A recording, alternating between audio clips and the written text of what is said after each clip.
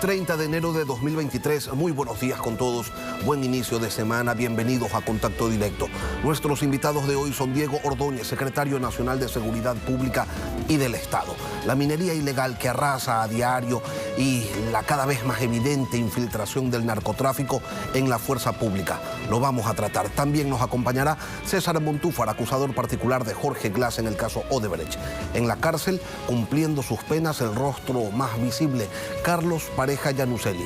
Los demás, empezando por Alexei Mosquera, pasando por Alex Bravo, Jorge Glass, hasta Alexis Mera, ya no están en prisión. Así nomás. Aquí empezamos. La actualidad, los protagonistas, el análisis y la información en Contacto Directo.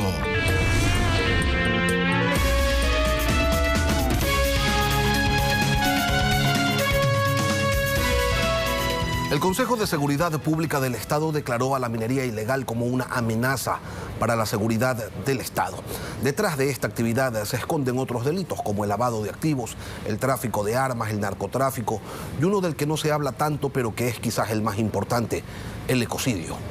Veamos cómo lucen las orillas del río Napo, donde incluso se ha llegado a desviar su curso para proceder a actividades extractivas. Aquí tenemos un ecocidio completo. Todo esto era río, construyeron esta muralla que estoy arriba y cortaron el curso del río. El río antes pasaba por acá. Todo eso que ven para allá, todos esos árboles eran islas, ahora son tierra. Allá están las máquinas trabajando.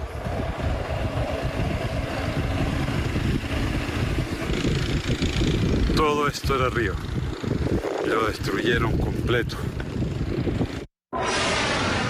Y no solo ocurre en Napo, sino también en Morona, Santiago, en Zamora, Chinchipe, en Azuay, en la provincia de El Oro, en Esmeraldas, en Loja y en Sucumbíos.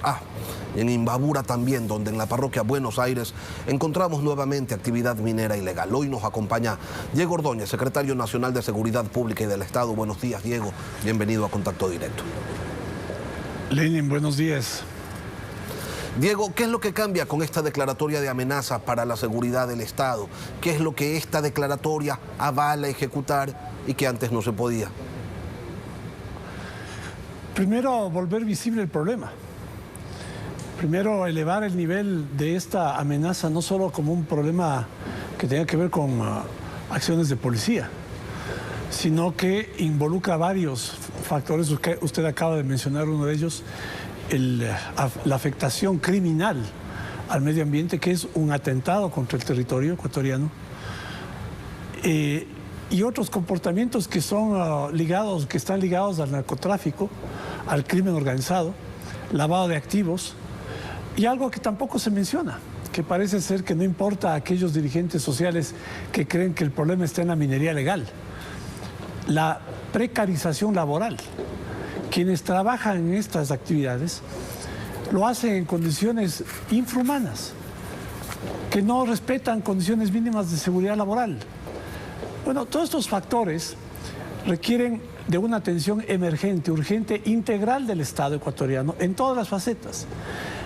Y supone además que Fuerzas Armadas y Policía Nacional incorporan a esta actividad dentro de aquellas que significan una amenaza, que tiene que tener una estrategia militar y policial para enfrentarla, aparte de los otros elementos que estoy mencionando. Diego, pero los mega operativos que se hicieron antes en Buenos Aires y también en el río Yutsupino fueron antes de esta declaratoria. Atados de manos no es que estaban. ¿Por qué esa acción contundente no se ha replicado en otras provincias del país? Porque cuando se hacen estos operativos, Lenin, resulta que luego la maquinaria es devuelta a los mineros ilegales con aplicación de medidas de amparo de jueces que operan en favor de estas actividades. Bueno, frente a todo eso se ha constituido no solamente la definición de amenaza contra la seguridad del Estado, sino también la incorporación de nueva normativa que nos permita que las acciones de control sean más allá de los operativos policiales y militares. Y me refiero a que debemos controlar quién vende, quién compra, cómo se usa, para qué se usa y en dónde se usa equipo pesado, como el que se exhibe en este momento en las imágenes. Hay la obligación de identificar dónde está esa maquinaria.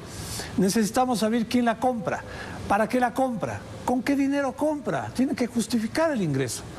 Tenemos que controlar el tráfico ilegal de mercurio, que está prohibido de importarse y comercializarse en el Ecuador.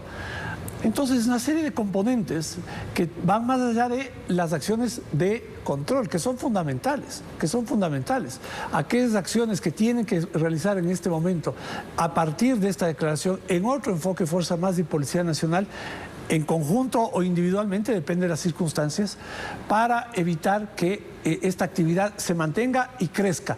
Pero la legislación o la normativa que estamos estableciendo vía el decreto ejecutivo que el presidente dictará en pocos días, nos va a permitir que toda esa actividad, esa maquinaria, esos equipos, pues no retornen en breve a volver a instalarse depredando el medio ambiente. Diego, activistas por el cuidado del medio ambiente señalan lo siguiente. Lo invito a escucharlos.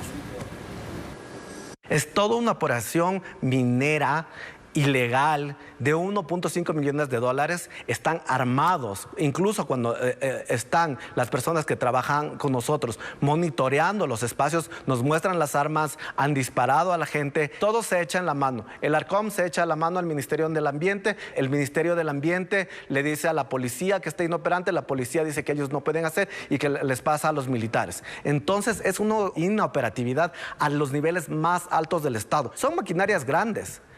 Imagínense, 60 maquinarias con estas camas y retroexcavadoras a la luz del día, operando 24 horas al día, es solo porque el gobierno y las autoridades locales y las autoridades a nivel nacional no quieren hacer nada. Nosotros hemos pedido al alcalde, al gobernador, a la prefecta, pero se dan indicios de que ellos mismos tienen máquinas. De actividades mineras irregulares las autoridades conocen y desde hace tiempo. A los inspectores que han llegado a distintos sectores los han sacado a bala los ilegales. Y ellos han continuado con el robo de los recursos minerales y con la depredación del medio ambiente. Siendo las zonas donde se desarrolla la minería ilegal de difícil acceso, ¿cuáles son esas estrategias que se van a aplicar, Diego? Por ejemplo, en el Parque Nacional Podocarpus, donde hay 222 campamentos mineros identificados. Usted dice, tenemos que identificar quién vende, quién compra la maquinaria pesada, pero eso entre el SRI y la UAFE lo pueden hacer en mediodía. Entonces, ¿cómo le sacamos a la gente del imaginario esa idea de que si no se ha hecho nada es porque no se ha querido hacer nada? Bueno, yo quisiera que fuera tan sencillo como usted lo dice, ¿no? Que en media hora se puede ubicar esa información.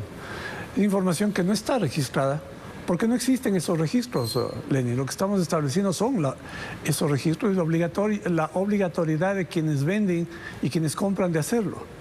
Entonces no es tan fácil, ¿no? Primero. Segundo, eso de que el gobierno no quiere hacer nada... Diego, si no es así, entonces, ¿cómo es que se devuelven judicialmente las maquinarias? Alguien tiene que ir con un papel que diga, yo soy el dueño, devuélvame esta máquina. De lo contrario, entonces, estamos hablando de irregularidad sobre irregularidad. Bueno, usted lo ha señalado, ¿no? Es irregularidad sobre irregularidad.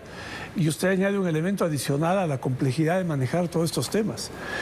Y lo importante frente a esto, Lenin y ciudadanos, es que hay un gobierno que toma la decisión de enfrentarlo. No es un gobierno que esté eludiendo. Esta actividad, como usted lo menciona, y como lo mencionan muchos activistas defensores del medio ambiente, es una actividad antigua, que se ha dejado, como muchas otras actividades delincuenciales, se ha dejado que se desarrolle con normalidad. Han estado operando sin ningún control. Nadie ha hecho nada. Así es, hasta que llegó este gobierno. Hasta que este gobierno hizo operativo, como usted dijo, en Yusupino, se ha hecho en Buenos Aires. Pero eso es insuficiente. Por eso es que hay una estrategia más global. Y estamos ahora enfrentando, primero, dando el primer paso, declarando a esta actividad como una amenaza a la estabilidad y a la seguridad nacional. Y bueno, frente a eso hay una serie de acciones coordinadas del Estado en su conjunto. Es importante, Lenin, establecer esto. ¿Por qué?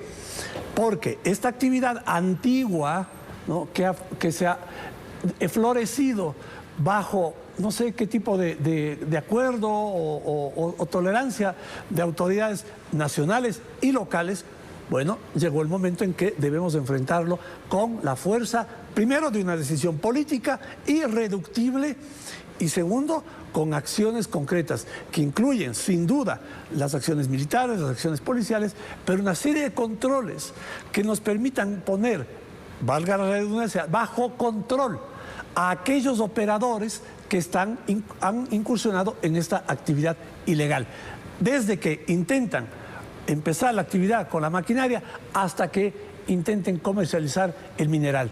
Esta cadena es la que tenemos que enfrentar. Y no solamente eso, quisiera añadir un elemento. En la declaración que usted reprodujo en su momento se hablaba de las armas.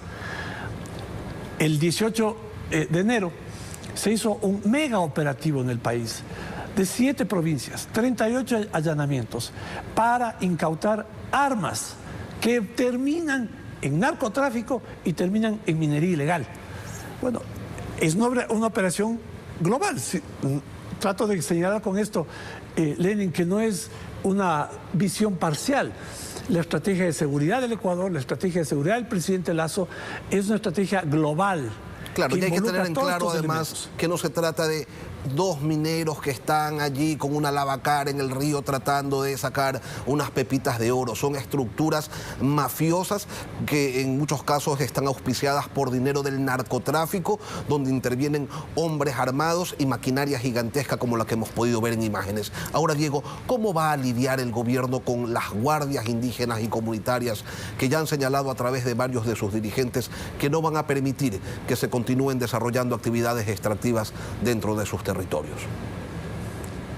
Este fin de semana conversaba con el ministro de Turismo. Hay 5 lugares de turismo en la provincia del Napo. 5 lugares del turismo que lindan, todos ellos con actividad de minería ilegal.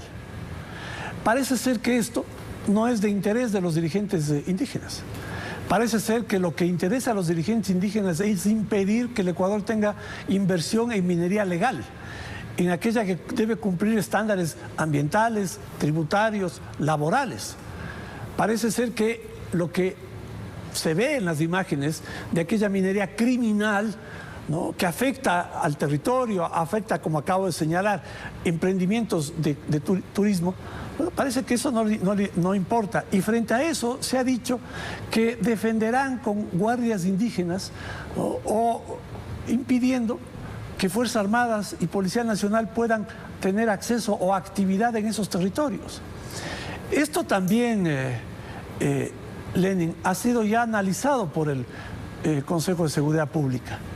Estas declaraciones en las que se quiere crear un nuevo ejército, una nueva fuerza armada, ¿no?, o una nueva fuerza de protección en territorios en los que supuestamente el ejército ecuatoriano, que tiene el uso privativo y excluyente de la fuerza, no puede intervenir. Bueno, hay que decirles a los dirigentes indígenas que aquí hay un gobierno que tiene que hacer respetar la Constitución y la ley. Aquí hay un principio de integridad territorial y hay un principio de uso privativo de fuerza. No es delegable, mucho menos a quienes pretenden, usando la fuerza, la amenaza, la violencia, impedir que en el Ecuador podamos tener actividades legales, autorizadas, que contribuyen al desarrollo, al crecimiento y a la generación de riqueza. Ahora, Frente Diego, a eso también tenemos una acción que oportunamente informaremos, mi estimado Lenin. La Corte Constitucional, en sentencia de febrero del 2022, reconoce el derecho a la autodeterminación y autogobernanza de los pueblos y nacionalidades indígenas, precisamente para mantener, desarrollar y fortalecer libremente su identidad, sentido de pertenencia y formas de organización social. De allí, de ese concepto general, es que se agarran los dirigentes y dicen: señores, nosotros podemos tener guardias indígenas. Ya lo de la violencia y lo de tomar otro tipo de acciones de fuerza es un asunto totalmente distinto. Señala además, como un elemento que hay que tener en cuenta, Lenin, el que en ese operativo del 18 de enero se incursionó en una población aquí en la Sierra Ecuatoriana, en la provincia de Imbabura, en donde se fabricaban las armas artesanales, ¿no?, que han servido para actos de violencia, ¿no?, para armar, supongo, ¿no?, a estas nuevas y pretendidas formas de cuidado o de organización militar que pretenden tener organizaciones indígenas en el Ecuador. Frente a eso, pues, estoy añadiendo esto también como otro elemento que afecta a la seguridad nacional, porque tanto la minería ilegal como el narcotráfico, como aquella violencia que pretende constituir estados dentro de otro estado, son amenazas contra la seguridad del Estado. Diego, como les señalo, también este tema ya fue analizado por el Consejo de Seguridad Pública. Hablemos de otras aristas de la inseguridad.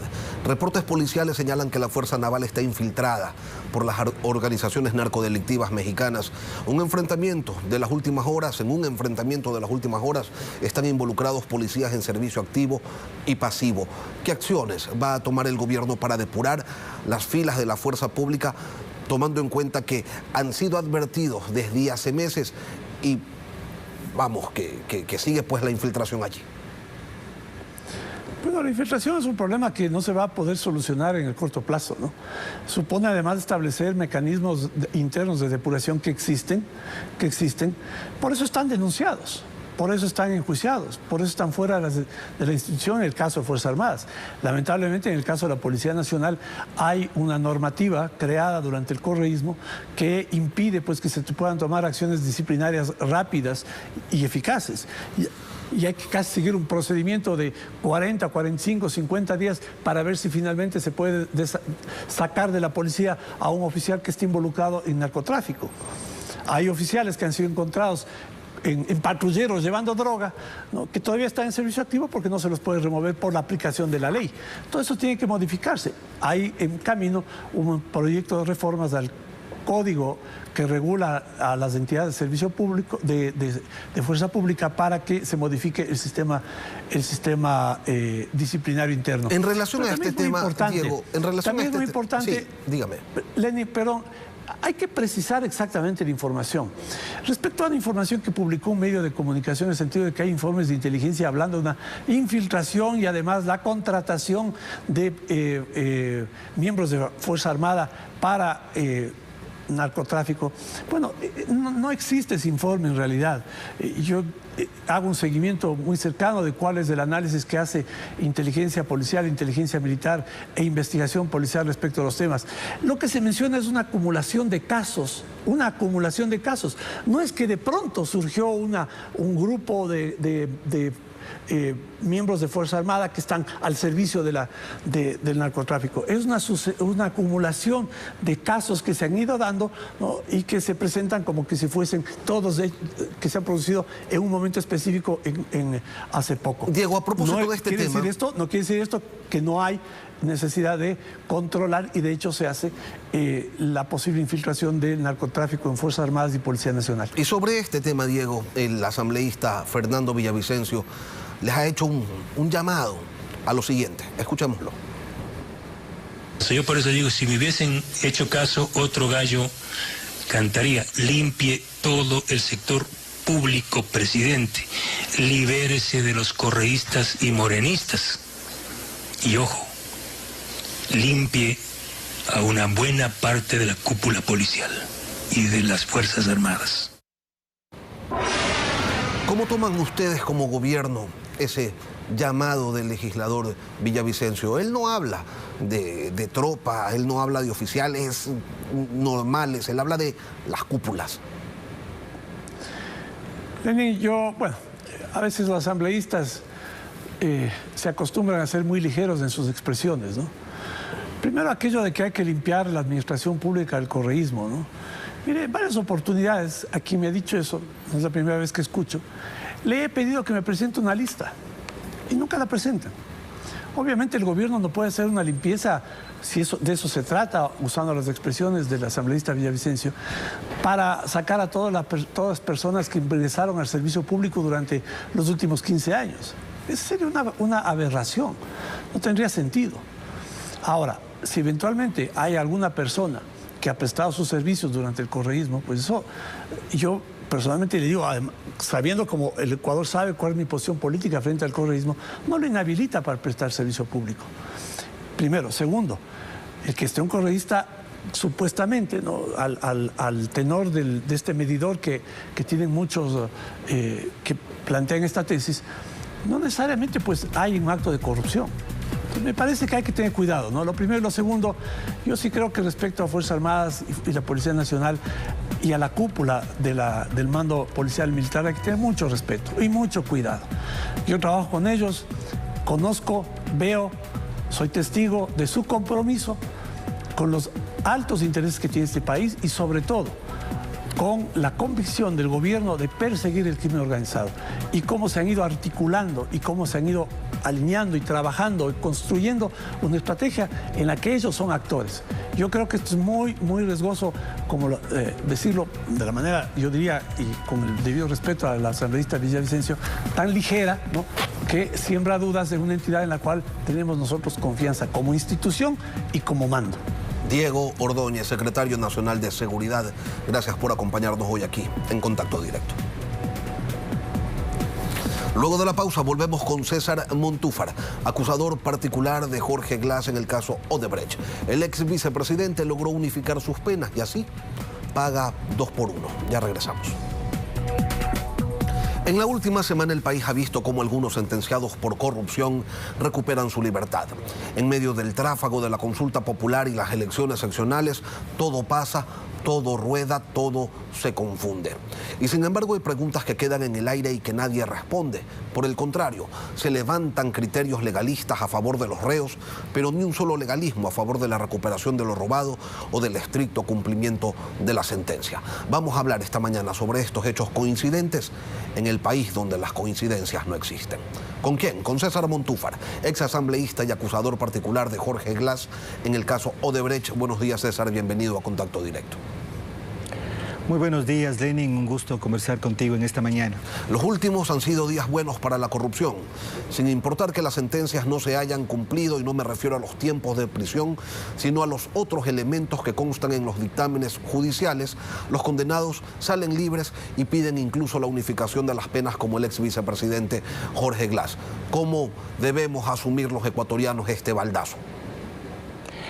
Bueno, yo creo que mirándolo en su real dimensión, lo que tenemos es muy claramente un proceso, un conjunto de coincidencias o de eventos, más que de coincidencias, porque estoy de acuerdo contigo, las coincidencias no existen en este tema, un conjunto de eventos que no son de los últimos días, sino de los últimos años, en que constante y sistemáticamente quienes han sido sentenciados por graves delitos en contra del Estado, quienes se han apoderado y han robado al Estado ecuatoriano desde la cúpula del Estado. No estamos en este momento hablando de personas que pudieran haber estado en otros espacios, desde la cúpula del Estado. Se aprovechan de mecanismos y de recursos legales para lograr favorabilidad, para lograr que se les sustituyan sus medidas y para no cumplir en su integralidad las sentencias, y esto es el punto fundamental, no cumplir en su integralidad las sentencias que les condenaron. En el caso, por ejemplo, de Alexis Meri, en el caso de Jorge Glass, por ejemplo, ellos no han devuelto un solo centavo al Estado ecuatoriano, es decir, salen luego de 3, 4 años, un poco más en el caso de Glass, pero sin devolverle un solo centavo al Estado ecuatoriano, sin que se cumpla la sentencia que los condenaron, que además los jueces claramente establecieron allí que la Fiscalía debía investigar otros delitos asociados al caso de asociación ilícita, en el caso de Jorge Glass, y en el tema sobornos, Jorge Glass, Rafael Correa y Alexis Mera, por mencionar algunos. Entonces tenemos una situación en la que la sentencia no se cumple en su integralidad, no se devuelve un solo centavo al Estado ecuatoriano, pero se aprovechan de estos recursos legales para lograr la favorabilidad, que les sustituyan las medidas y finalmente estar en libertad. Eso constituye y fortalece un régimen, diría yo, de clara impunidad hacia quienes estafaron al Estado, afectaron al Estado desde la cúpula del Estado. ¿Y quiénes eran los encargados de darle seguimiento a la fase de ejecución de la sentencia? ¿A usted, César, como acusador particular, a la Procuraduría, a la Fiscalía, a quién? Bueno, yo dejé de ser acusador particular el momento que el juicio terminó, es decir, ya no tenía ninguna, ya dejé de ser parte procesal. Yo creo que ahí claramente a la Fiscalía le ha correspondido, y creo que aquí hay un gran trabajo que no se ha hecho, de seguir investigando los otros delitos. En la sentencia por asociación ilícita me parece que eran 8 o 9 delitos que los jueces determinaron debía investigarse, algo parecido en el caso Sobornos. Pero mira, Lenin, yo creo que esto es gravísimo y quiero anotar un caso que es, no diría más grave, pero tan grave, que es el caso del actual candidato a alcalde de Quito, Jorge Yunda. En el caso de él, yo fui quien presenté la denuncia por el tema de las pruebas COVID. Ya se pasó la etapa de investigación, instrucción, se llegó a etapa de juicio hace 1 año 3 meses, y el juicio por una recusación que hizo la parte acusada, ha quedado suspendido. Es decir, en este caso tenemos no solo que esa persona vuelve a participar, que tiene incluso alguna opción, no sé, no estoy hablando en este momento de lo electoral, pero de volver a ser alcalde, pero con un juicio en marcha que fue suspendido, así mismo recurriendo a una maniobra legal, haciendo César, que los quiteños en este caso podamos caer en la impunidad. Hay quienes hablan de un pacto entre el correísmo y el gobierno. Usted señala que la Fiscalía no ha hecho su trabajo, otros dicen que la Procuraduría no ha cumplido con su labor de recuperar los bienes que se han determinado en sentencia se deben resarcir hacia el Estado. Al final de cuentas, ¿hay un pacto? Y si es un pacto, ¿están todos involucrados? Mira, yo creo que es importante lo que tú acabas de decir.